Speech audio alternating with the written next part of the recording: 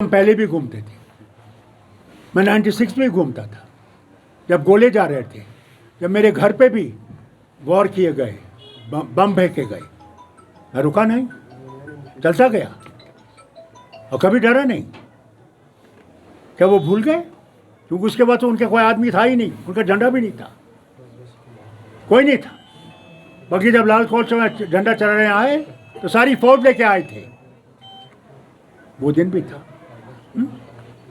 क्या कहते हैं, थैंक यू। हमारे बच्चे छोटे से छोटे जेलों में बंद हैं और वजीर आजम ने हमसे वादा किया था काम एक कमेटी बनाएंगे, उस कमेटी में इनको देखा जाएगा, जिसमें कसूर नहीं को छोड़ा जाएगा।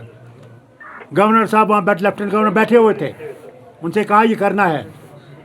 क्या आज तक किसी को छोड़ा? वो कमेटी बैठी, उस कमेटी ने किसका देखा? ये सिर्फ बहाना है, कहने की बातें हैं। लोगों के दिलों में जो हालत है इस वक्त वो अल्लाह ही जानता है। सर, पीएम मोदी ने ये भी कहा कि उन्होंने कॉन्स्टिट्यूशन ऑफ इंडिया को कश्मीर में इम्प्लीमेंट कर दिया। आर्टिकल क्या मतलब है? क्या हम हिंदुस्तानी नहीं थे जब 370 था? नहीं थे? अगर हमने पाकिस्तान जाना होता हम 47 में गए होते, या नहीं हमें रोक सकती थी। मगर हमने महात्मा गांधी का हिंदुस्तान पसंद किया, मोदी का हिंदुस्तान नहीं। उसमें बराबरी थी सबकी। आज ये बराबरी खत्म कर रहा है या नहीं है? हर गली में आप सिपाही देखेंगे बड़ी से बड़ी बंदूक लेके, पुलिस की गाड़ियां देखेंगे बड़ी बड़ी जो बाहर चलाई गई हैं। फिर कहते हैं अमन है। तो इन गाड़ियों को हटाओ ना, इन फौजियों को हटाओ, फिर देखना। ये जलसा नहीं कर सकी बाहर, इतना इनका दबाव है। हमें इन छोटे छोटे कमरों में बैठ के बात करनी होती है। आज़ादी है? कौन सी आज़ादी है? देखिए, नेशनल कॉन्फ्रेंस का कोई असर नहीं पड़ा।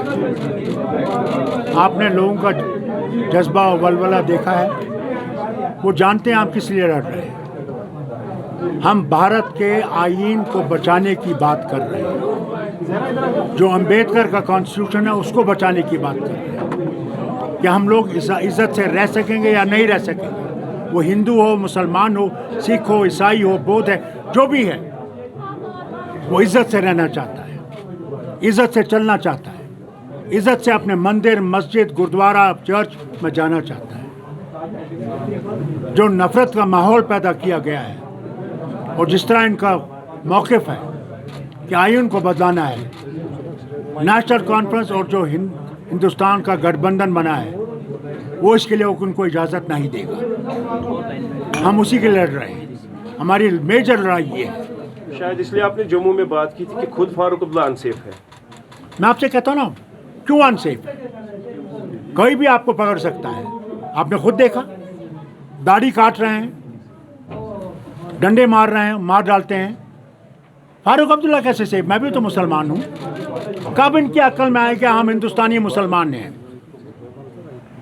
कब इनकी अक्ल में आएगा जिनको इन्होंने फूंक भरी है नफरत की? हिंदुस्तान को बचाने के लिए कौन था यहां जब आतंकवाद आसमान पे था? 96 में इलेक्शन किसने किया? यहां पे नेशनल कॉन्फ्रेंस अकेली जमात थी जो उठी और कहा मर जाएंगे मगर हम इस रियासत को बचाने की कोशिश करेंगे। हमने कुर्बानियां दी, हजारों हमारे वर्कर, गरीब से गरीब भी, हमारे एमएलए, मिनिस्टर मारे गए, मगर हमने रुख नहीं मोड़ा। लेकिन आज झारखंड में जो प्राइम मिनिस्टर ने बयान किया है जम्मू कश्मीर पे कि जब यहाँ हालात ख़राब थे, ब्लास्ट्स हो रहे थे, उस वक्त कांग्रेस ने लव लेटर पाकिस्तान को भेजा था, उसके इवज़ में वहाँ से टेररिज्म और बढ़ाया गया है। लेकिन उसके बाद जो बीजेपी ने यहाँ पर रोल निभाया है, वोट पड़ने के बाद आर्टिकल भी ख़त्म, राम मंदिर भी वजूद में लाया। मैं वज़ीर आज़म से एक बात कहना चाहता हूँ बड़े अदब से। पहले वो ये बताएं, क्या वो हिंदुस्तान के कितने हैं? 1.4 बिलियन लोग हैं ना? क्या वो सिर्फ थोड़े से लोगों का प्रधानमंत्री है या हम सब का प्रधानमंत्री है? वो ये फैसला करे। जब वो हिंदुस्तान से बाहर जाता है, वो मेरा प्रधानमंत्री है या नहीं है? मैं तो उसको अपना प्रधानमंत्री मानता हूँ। हमने वोट दिया हो या नहीं है, मगर वह है हमारा प्राइम मिनिस्टर। वो जब वहाँ बात करता है, वो हर भारत के इंसान के लिए बात करता है।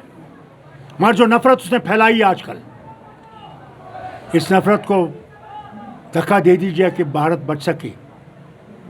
भारत तरक्की नहीं करेगा जब तक अमन अंदर नहीं होगा, जब तक हम सब प्यार से नहीं रहेंगे, जब तक हम सब एक दूसरे की इज्जत नहीं करेंगे। वो मंदिर हो, मस्जिद हो, गुरुद्वारा हो, चर्च हो। क्या इस तरह के स्टेटमेंट सिर्फ इलेक्शन के लिए है? ये मैं नहीं जानता हूँ। जो ये नफरत पैदा कर रहे हैं, वो ऐसी डीप जा रही है कि अल्लाह जाने ये ख़त्म हो गया या नहीं। दूसरी बात मैं उनसे ये कहना चाहता हूँ, और हर भारतीय से कहना चाहता हूँ, पिस जम्मू कश्मीर का इंसान हो रहा है, पाकिस्तान से आतंकवाद आ रहा है, कैसे खत्म करेंगे? जब तक बातचीत पाकिस्तान से नहीं होगी, तब तक ये आतंकवाद मैं आपको लिख के देता हूँ, खून से लिख के देता हूँ, ये बंद नहीं होगा। फिर तो इस हमारे लोग, सिपाही, उनके लोग और सिपाही मारे जाएंगे। क्या मिलेगा? 4 जंगें हुई, 4 जंगों में क्या बॉर्डर बदला? वहीं पे खड़ा है, मर हम रहे हैं। अभी 40 हमारे सीआरपीएफ के जवान शहीद हुए, और खुद गवर्नर उस वक्त का ये कहता है कि ये हमारी गलती थी। वो गाड़ी 3 हफ्ते यहाँ घूमी और हम नहीं उसको रोक सके, जब तक कि वो 40 जो है शहीद हो गए। क्या कितने और शहीद होने हैं हमारे, और उनके घर बर्बाद होने हैं कि हम लोग उस बात पे आ जाएं कि हिंदुस्तान और पाकिस्तान दोस्ती में रहे। Then we can say such type of statement is just to create the communal crisis in country. It is, unfortunately, his statements and the statements of the Home Minister are creating tensions between communities, and that is going to affect India greatly. आपको बाहर के दुश्मन की ज़रूरत नहीं होगी, आपके मुल्क में दुश्मन होंगे, और अगर अंदर पीस नहीं होगा, आप कैसे चीन से मुकाबला कर सकेंगे? कैसे? इसे मैं उनसे हाथ जोड़ के विनती करता हूँ, ऐसे स्टेटमेंट्स छोड़ दीजिए, ऐसी बातें छोड़ दीजिए कि मंगलसूत्र जो है वो लिया जाएगा और उसको फिर मुसलमानों में दिया जाएगा उसका सोना, या ये स्टेटमेंट कि अगर 2 घर हैं तो एक घर आपसे लिया जाएगा, वो मुसलमानों को दिया जाएगा। इस्लाम की बात मैं इनको सुनाना चाहता हूँ। नबी करीम सल्लल्लाहु अलैहि वसल्लम के पास जब लोग आए, वो उनके साथ नहीं थे, तो सहाबियों ने शोर उठाया। ये मुफ्ती मोदी साहब को सुनना चाहिए।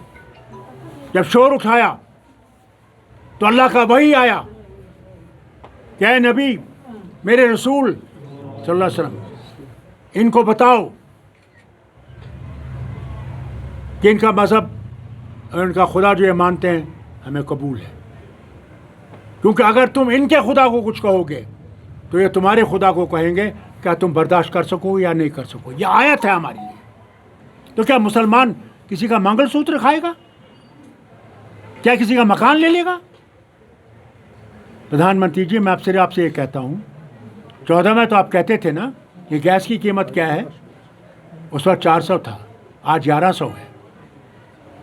आप कहते थे ना डीजल की क्या कीमत है, आज डीजल 100 से ऊपर चढ़ गया है। उसके बाद आप कहते थे ना खाने के तेल की कीमत है